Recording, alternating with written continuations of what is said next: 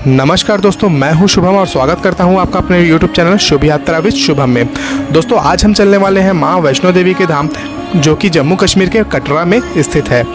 दोस्तों अगर आप भी अपने दोस्तों या परिवारजनों के साथ मां वैष्णो देवी का दर्शन करना चाहते हैं तो मैं आपको इस वीडियो के माध्यम से सारी इन्फॉर्मेशन दूंगा। यहाँ रहने के कुल खर्च, यहाँ खाने पीने का कुल खर्च, यहाँ आने का रूट मैप और यहाँ घोड़े खच्चर के जो भी प्राइस हैं और केबल कार से जो चार्ज लगते हैं, हेलीकॉप्टर से जो चार्ज लगते हैं, ये सारी जानकारी मैं आपको इस वीडियो के माध्यम से दूंगा। तो दोस्तों माता के धाम पहुंचने के लिए सबसे पहले आपको कटरा आना होता है, जो कि जम्मू से लगभग 50 किलोमीटर की दूरी पर है। कटरा तक पहुंचने के लिए आपको दो मार्ग मिलते हैं, एक तो रेल मार्ग है, दूसरा सड़क मार्ग है। तो सबसे पहले हम बात करते हैं रेल मार्ग की। तो कटरा तक पहुँचने के लिए आपको भारत के प्रमुख शहरों से रेल रूट मिल जाता है। अगर आपके शहर से कटरा तक के लिए कोई रेल मार्ग नहीं मिलता है तो आप जम्मू तवी रेलवे स्टेशन तक आ सकते हैं।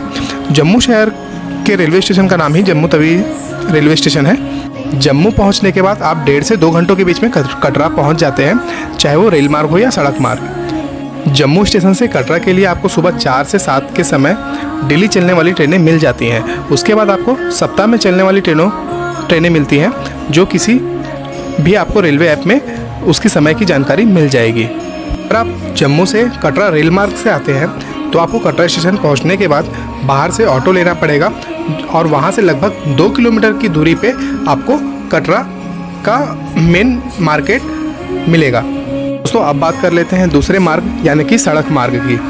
दोस्तों अगर आप जम्मू रेलवे स्टेशन के बाहर निकलेंगे तो आपको एसी और नॉन एसी बसें मिल जाती हैं, जो कि आपको कटरा लगभग 1.5 से 2 घंटों के बीच में पहुंचा देती है, जिनका किराया 100 से 150 रुपये के बीच में होता है। जम्मू से कटरा की दूरी लगभग 50 किलोमीटर की है, तो 100 रुपये में आपको नॉन एसी और 150 रुपये में आपको एसी बस का किराया लगता है। तो दोस्तों कटरा पहुंचने के बाद सबसे पहले हमारे मन में सवाल आता है कि हम रूम कहाँ लें। तो बता दूं आपको कि अगर आप कटरा पहुंचते हैं तो आप माता वैष्णो देवी साइन बोर्ड की तरफ से निहारिका कॉम्प्लेक्स है, जिसमें आप रूम पहले से ऑनलाइन बुक कर सकते हैं। यहाँ आपको रूम का फेयर बहुत ही कम आएगा। रूम नहीं मिले, अगर आप सिंगल हैं तो डॉर्मेट्री भी ले सकते हैं, और अगर आपको किसी कारणवश यहाँ रूम नहीं मिल पाता है तो आप यहाँ 500 से 1000 रुपये के बीच में अच्छा रूम कटरा में ले सकते हैं, जहाँ आपको गीज़र की सुविधा भी मिल जाती है। जैसा कि आप जानते हैं माता वैष्णो देवी का धाम पहाड़ों से घिरा हुआ है, यहाँ ठंड बहुत होती है, तो आपको गीज़र की सुविधा सभी होटलों में मिल जाती है। दोस्तों यात्रा प्रारंभ करने से पहले आपको सबसे पहले यहाँ पंजीयन कराना पड़ता है, जो कि आपका यात्रा के समय चेक पोस्ट पे चेक होता है। ये स्कैन होता है, ये एक प्रकार का टिकट होता है, जिसे आप बस स्टैंड में भी यात्रा टिकट काउंटर है वहाँ से भी करवा सकते हैं, और थोड़ा आगे में भी कई जगह यात्रा टिकट काउंटर बने हुए हैं। अगर आप चाहें तो कहीं से भी जहाँ सुविधा मिले वहाँ से आप करा सकते हैं। या पंजीयन कराने के लिए आपको अपना आधार कार्ड देना होता है। जितने पर्सन हैं सबका एक एक आधार कार्ड लगता है। दोस्तों अगर आप ऑनलाइन भी अपनी यात्रा पर्ची कटवाना चाहते हैं तो आप पहले से ही माता वैष्णो देवी की ऑफिशियल वेबसाइट माता वैष्णो देवी shrineboard.org में जाकर अपनी यात्रा पर्ची कटवा सकते हैं, जिसके लिए आपको अपना आधार कार्ड और भी जो इन्फॉर्मेशन उसमें मांगी जाती है उसे आप फिल करिए और अपनी यात्रा पर्ची बनवा लीजिए। तो दोस्तों अब बात करते हैं माता के भवन जाने के मार्ग की। माता का भवन जाने के मार्ग में 2 मार्ग मिलते हैं आपको।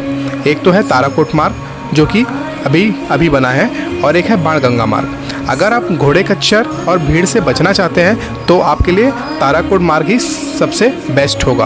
और ताराकोट मार्ग में एक चीज़ है कि आपको लगभग 2 किलोमीटर एक्स्ट्रा पड़ते हैं, और ये दोनों ही मार्ग आगे जाके अर्धकुंवारी में मिल जाते हैं। ताराकोट मार्ग 2 किलोमीटर अतिरिक्त ज़रूर पड़ता है, पर ये रास्ता बड़ा ही साफ़ सुथरा और कम चढ़ाई वाला है। इसमें आपको थकान कम होगी, तो कोशिश करें आप ताराकोट मार्ग से ही जाएं। और अगर आप खच्चर घोड़े से जाना चाहते हैं या पालकी से जाना चाहते हैं तो आपको बाणगंगा मार्ग से ही जाना पड़ेगा, क्योंकि आपको खच्चर पालकी उसी रास्ते पे मिलती है। अगर आप ताराकोट मार्ग से चढ़ाई करते हैं तो आपको वापसी बाणगंगा मार्ग से आना चाहिए, क्योंकि बाणगंगा मार्ग में चरण पादुका मंदिर है, जहाँ माता का चरण चिन्ह स्थापित है। उसकी एक मंदिर है जिसे हमें दर्शन करना चाहिए। तो अगर ताराकोट मार्ग से हम जाते हैं तो इस मंदिर के दर्शन हमें नहीं होते हैं। तो वापसी में इस मंदिर के ज़रूर दर्शन करें बाणगंगा मार्ग से। तो चलिए दोस्तों, आप पहुंच जाते हैं हम अर्धकुंवारी में। अर्धकुंवारी मंदिर में गर्भगृह है, जहां आपको दर्शन करने में लगभग 8 से 12 घंटे लग सकते हैं, और कभी कभी सीज़न के हिसाब से तो यहाँ पर 18 घंटे तक की लाइनें लगती हैं।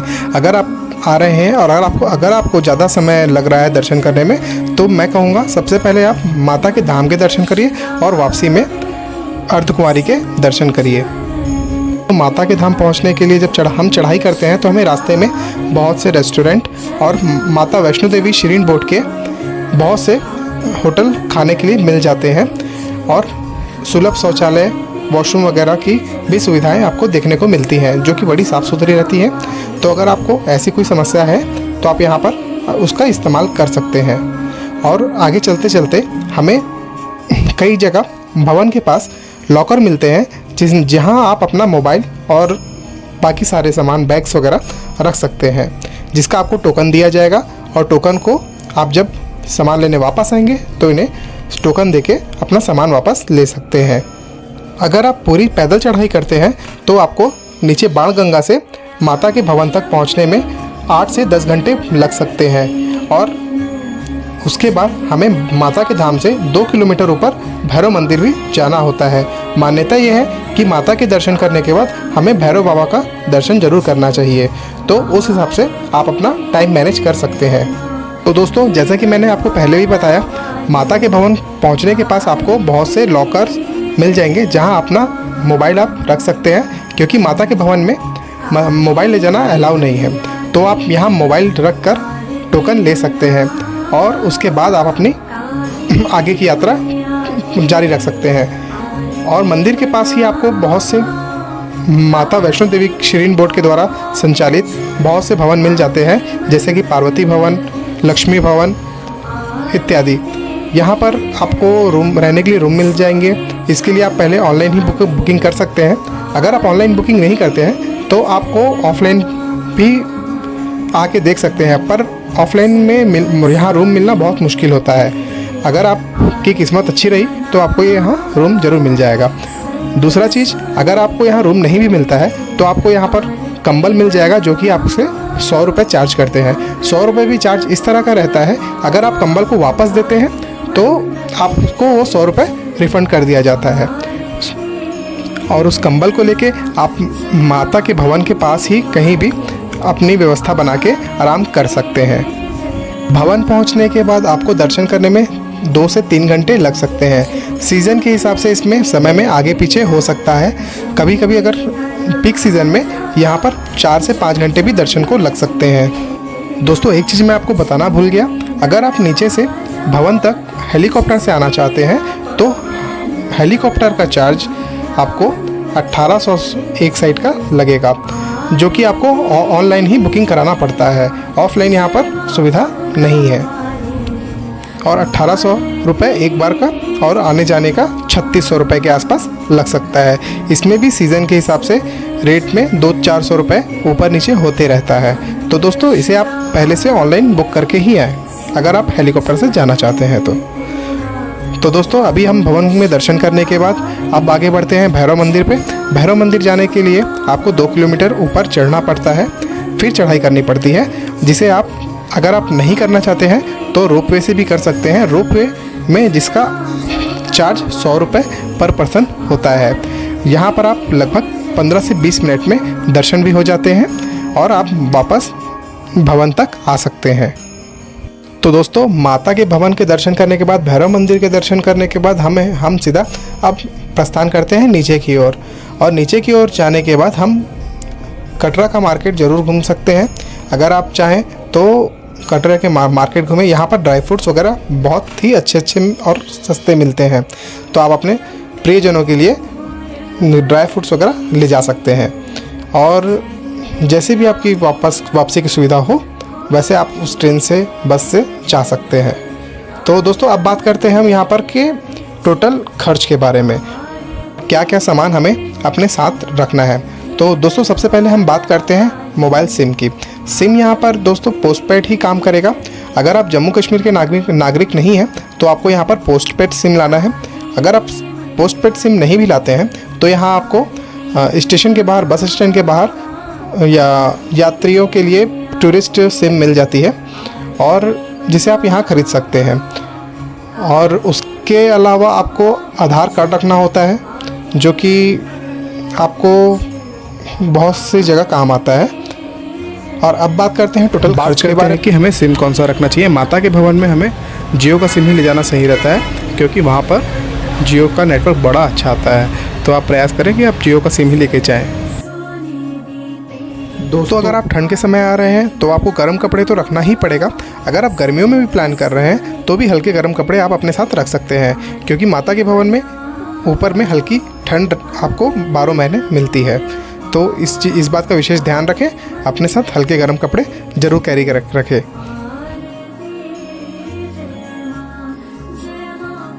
तो दोस्तों, अब बात करते हैं बजट की। तो मैंने बजट में देखिए दोस्तों, टिकट का मैंने 3600 रुपये 2 एडल्ट्स का जोड़ा है, जिसमें मेरा आना जाना दोनों इंक्लूड है। रूम का 1500, मील का 1200, ऑटो और एक्सेट्रा मैंने 200 और 500 जोड़े हैं।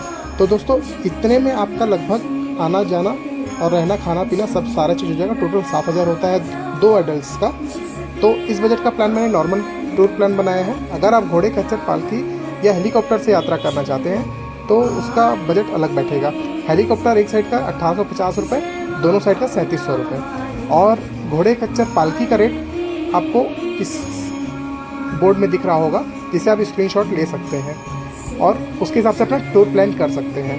तो आशा करता हूँ दोस्तों ये वीडियो आपको पसंद आया होगा। अगर आपको वीडियो पसंद आया हो तो चैनल को सब्सक्राइब कर दें, वीडियो को लाइक कर दें और बेल आइकन ज़रूर दबा दें। धन्यवाद। प्यार से बोलो जय माता दी।